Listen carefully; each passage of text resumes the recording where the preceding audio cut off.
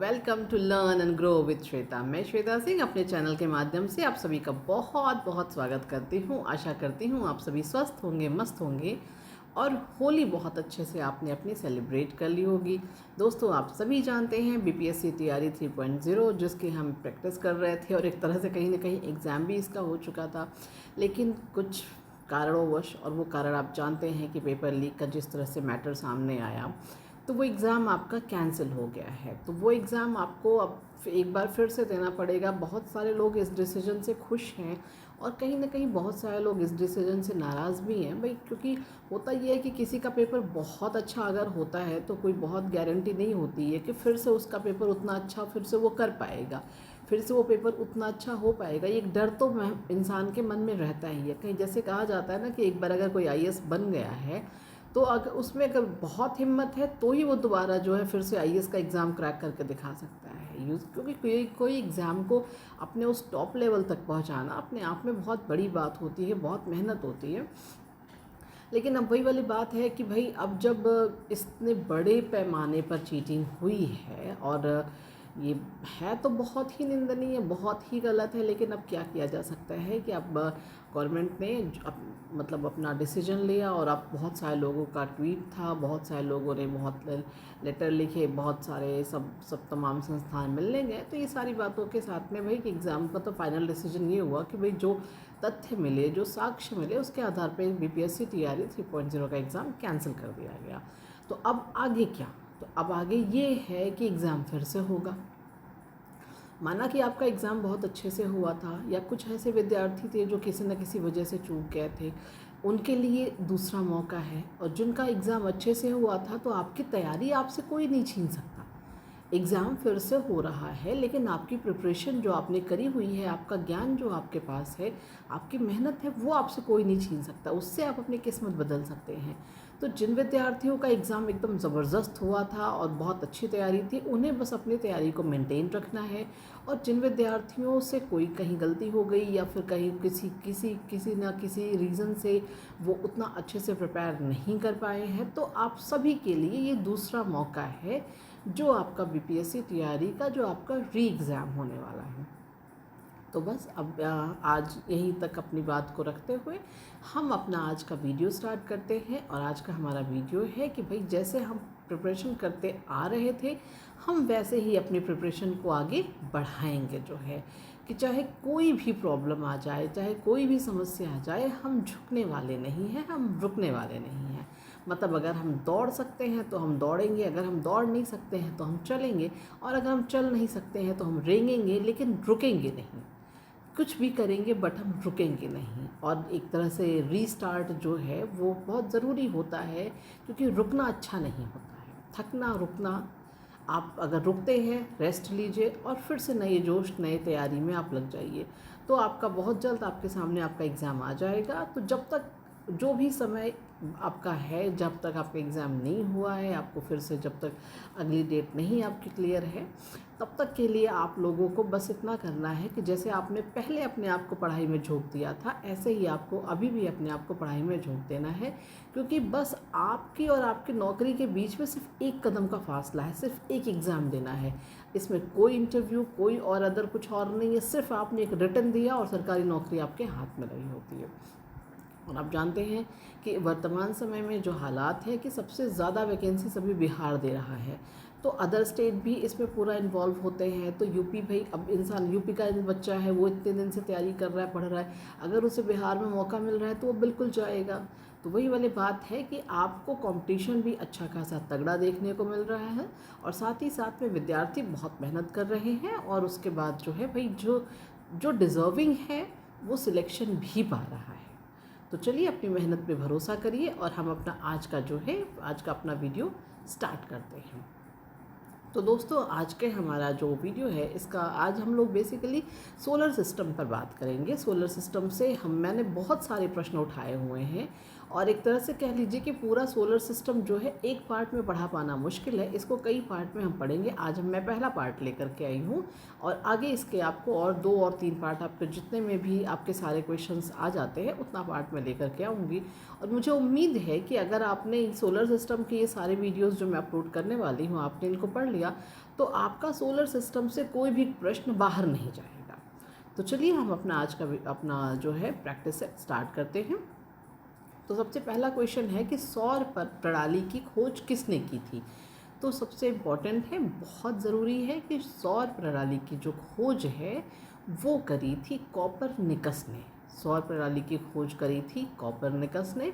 और ग्रहों की गति का नियम किसने दिया था, तो वो केपलर ने दिया था। ये दोनों नाम अपने जहन में बैठा लीजिए कि जब भी बात आती है कि सौर प्रणाली को किसने खोजा था तो वहाँ पर आंसर होता है कोपरनिकस। और जब बात आती है कि ग्रहों की गति का नियम या ग्रहों की गति क्यों किसने बताया कि किससे जुड़े हुए हैं तो वहाँ पर इसका जवाब हो जाता है केपलर।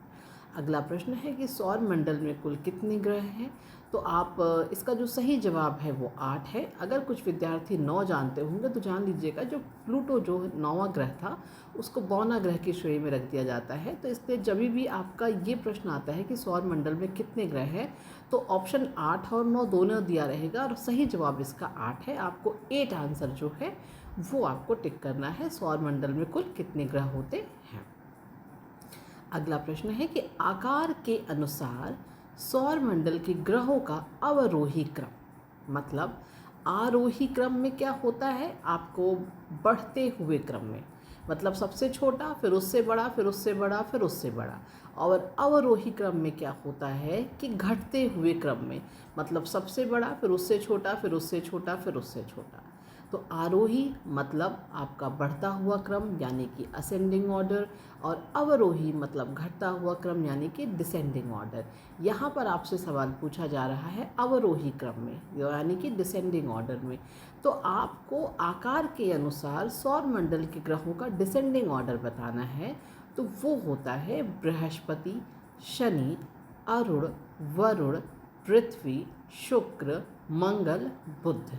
इसका मतलब है कि सबसे बड़ा ग्रह आपका हुआ बृहस्पति और सबसे छोटा ग्रह आपका हुआ बुध। एक बार क्रम फिर से पढ़ लीजिए, बृहस्पति, शनि, अरुण, वरुण, पृथ्वी, शुक्र, मंगल, बुध। ये आपका आकार के अनुसार सौर मंडल के ग्रहों का अवरोही क्रम है।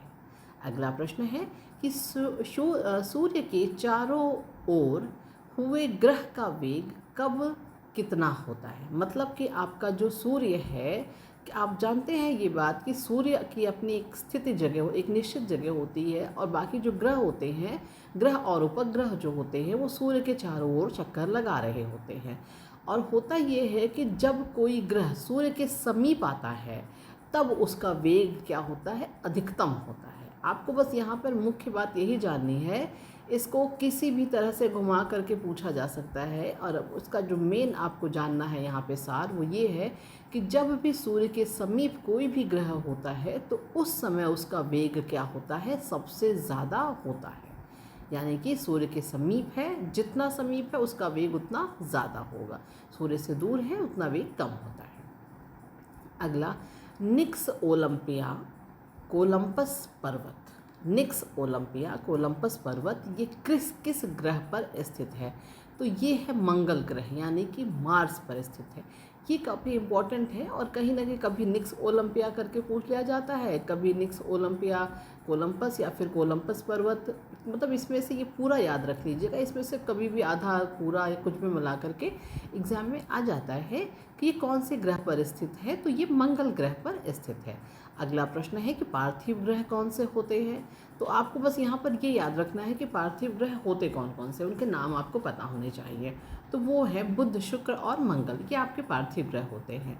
नेक्स्ट है कि किन 2 ग्रहों को छोड़ करके शेष सभी ग्रह सूर्य के चारों ओर वामावर्त, एक आपका होता है क्लॉकवाइज और एक आपका होता है एंटी क्लॉकवाइज। क्लॉकवाइज का मतलब होता है जैसे आपकी जो घड़ी होती है, घड़ी आपकी 12 से 1, 1 से 2, 3 से 4 इस तरह से आपकी चलती है तो वो क्लॉकवाइज हो जाता है।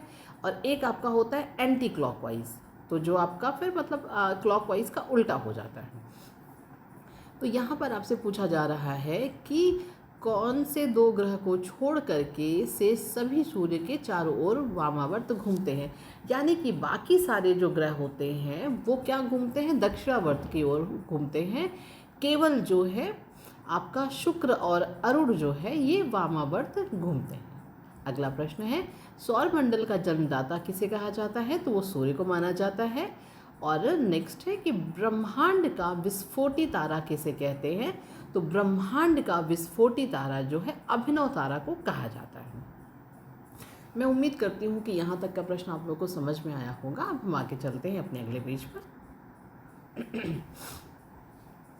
दोस्तों अभी हम लोगों ने 10 क्वेश्चंस को पढ़ा है और उसमें हमने जितने हो सके इम्पॉर्टेंट क्वेश्चन को शामिल किया है। और अभी इसके आगे भी हम 10 क्वेश्चन और पढ़ रहे हैं। 20 क्वेश्चंस का आज प्रैक्टिस सेट है और इसके आगे भी और सारे और आपको सोलर सिस्टम के जब तक सारे प्रश्न नहीं हो जाते तब तक 1, 2, 3 जितने पार्ट में होगा वो मैं आप लोग के सामने लेकर के आऊँगी।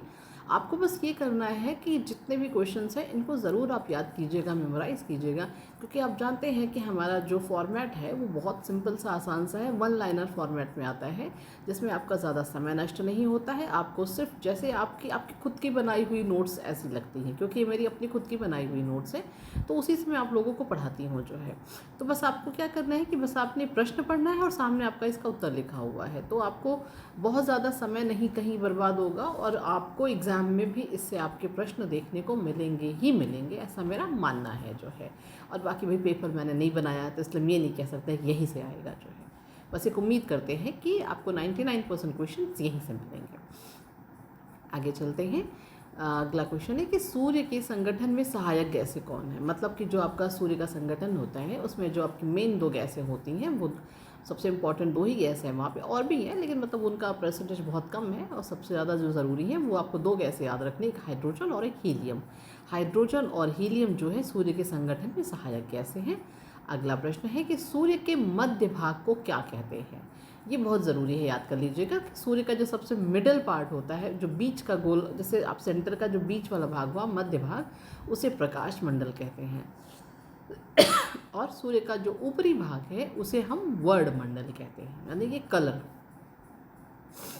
नेक्स्ट क्वेश्चन है कि सूर्य सदैव पूर्व में निकलता है, इसका क्या रीज़न है। आप देखते हैं कि सूर्य जो है आपका पूर्व में निकलता है, बस इसका रीज़न ये है क्योंकि पृथ्वी जो है हमारी वो पश्चिम से पूर्व की ओर घूमती है।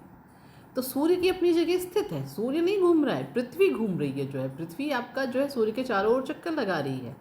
तो भाई जब जैसा मतलब आगे पीछे अपना जैसे रहता है, गोल गोल घूम रही पृथ्वी सूर्य के चारों ओर जो है, तो पृथ्वी परिक्रमा कर रही होती है सूर्य की। तो इसका जो सूर्य जो आपका पूर्व में निकलता है, इसका जो कारण है वो यही होता है कि पृथ्वी पश्चिम से पूर्व की ओर घूमती है, इसी वजह से सूर्य सदैव पूर्व में निकलता है। अगला प्रश्न है कि नॉर्वे में अर्धरात्रि के समय सूर्य कब दिखाई देता है। ये बहुत ज़्यादा ज़रूरी, बहुत ही ज़्यादा ज़रूरी है ये कि नॉर्वे में अर्धरात्रि के समय सूर्य कब दिखाई देता है। ये सिर्फ एक डेट है और वो है 21 जून। 21 जून को नॉर्वे में अर्धरात्रि के समय सूर्य दिखाई देता है और इसका जवाब 21 जून है, इसको ज़रूर याद कर लीजिएगा। अगला प्रश्न है कि एक ग्रह की अपने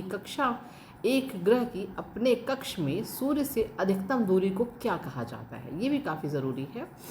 एक ग्रह अपने कक्ष में सूर्य से अधिकतम दूरी को अपसौर कहते हैं। अपसौर ये शब्द हिंदी का शब्द है और एग्ज़ाम में ये इस मतलब हिंदी इंग्लिश दोनों भी ऑप्शन में आते हैं, लेकिन आप इसको अपसौर याद कर लीजिएगा कि सूर्य से अधिकतम दूरी को एक ग्रह की अपने कक्ष में जो सूर्य से जो मैक्सिमम डिस्टेंस होती है उसको अपसौर कहते हैं। अगला है, ये भी बहुत ज़रूरी है, खगोलीय एकक। आता है एग्ज़ाम में कि खगोलीय एकक क्या है। तो खगोलीय एकक जो है वो पृथ्वी और सूर्य के बीच की जो औसत दूरी है, पृथ्वी और सूर्य के बीच की औसत दूरी को हम खगोलीय एकक के नाम से जानते हैं। अगला प्रश्न है कि मध्य रात्रि के सूर्य का क्या अर्थ है। अभी हमने अर्धरात्रि का समय सूर्य कब दिखाई देता है, 21 जून को ये पढ़ा था। अब हम पूछ रहे हैं कि मध्य रात्रि के सूर्य का क्या अर्थ है। तो सूर्य का ध्रुवीय वृत्त में देर तक चमकना, ध्रुव आपका जो ध्रुव होता है सूर्य का ध्रुवीय वृत्त में देर तक चमकना, ये ऐसे same as it is option आपको मिलेगा, ऐसे ही मिलेगा आपको ऑप्शन कि सूर्य का ध्रुवीय वृत्त में देर तक चमकने को आपको मध्य रात्रि का सूर्य कहा जाता है। अगला प्रश्न है कि मध्य रात्रि में के सूर्य मध्य रात्रि का जो सूर्य है वो किस क्षेत्र में दिखाई देता है? तो इसका भी बहुत अच्छा जवाब है और ये बहुत ज़रूरी है एग्ज़ाम में। ये सब मतलब लगभग जितने प्रश्न आपको पढ़ाए जा रहे हैं इसमें से कोई भी आपको देखने को मिल सकता है। तो उसका जवाब है आर्कटिक क्षेत्र में जो है मध्य रात्रि का सूर्य दिखाई देता है। नेक्स्ट क्वेश्चन और इस वीडियो का सबसे आखिरी प्रश्न है कि सूर्य में काला धब्बा क्या होता है? ब्लैक स्पॉट क्या होता है सूर्य में? तो जो ब्लैक स्पॉट होता है, काले धब्बे वे स्थान होते हैं जो प्रकाश उत्सर्जित करने में असमर्थ होते हैं। मतलब कि काले धब्बे वो स्थान है जो प्रकाश उत्सर्जित नहीं कर सकते हैं, उन्हें हम सन का ब्लैक स्पॉट कहते हैं।